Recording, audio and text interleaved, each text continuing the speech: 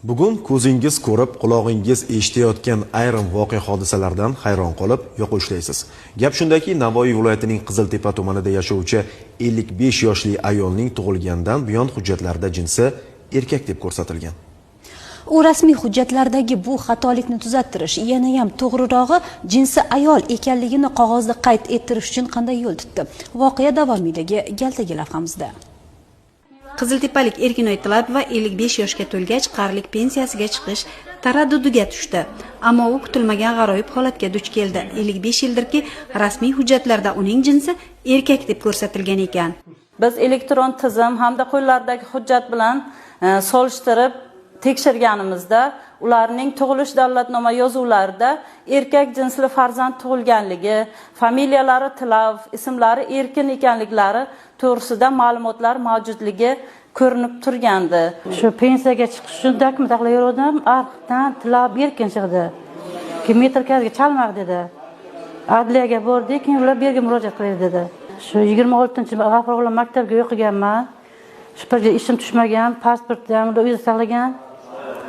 Dokumentga ishim tushmaganman.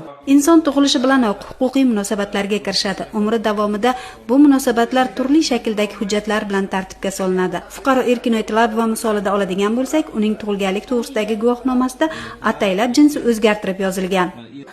Ularning ota-onalari o'zlari hujjatga tuzatish kiritib, Tilavov o'rniga Tilavova, Erkin o'rniga Erkinoy sifatida o'zgartirish kiritgan va ushbu hujjat orqali pasport olishga, farzandlarni tug'ilish to'g'risida guvohnomalar rasmiylashtirishga erishilgan va bugungi kunda elektron tizim bo'lganligi sababli muammoga duch kelib bizga murojaat qildilar.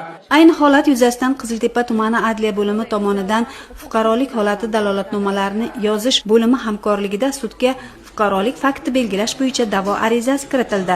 Shuni ta'kidlash joizki, bu holat adliya idoralari tomonidan o'tkazilayotgan hech bir shaxs hujjatsiz qolmaydi aksiyasi doirasida aniqlandi. Bugun adliya idoralari fuqarolarning turli yo'nalishdagi masalalarga ijobiy yechim topmoqda.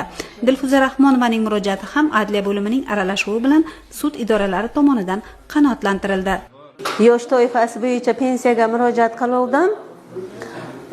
Ma'lum yillar ish staji kiritilmaydi dedi, lekin 20 yildan ziyodroq bo'lgan ish stajim. Oyligini to'lagan-u 1% pensionni solig'ini to'lamagan ekan. O'sha agar 1% to'lamasa ish stajga kirmaydi dedilar. Keyin adliyaga murojaat qildim. Sud qarori chiqdi, ijobiy hal qilib berdilar ishimni. 2 yildan buyon davom etayotgan hech bir shaxs hujjatsiz qolmaydi aksiyasi adliya idoralarini xalqqa yanada yaqinlashtirdi. Mazkur aksiya sabab minglab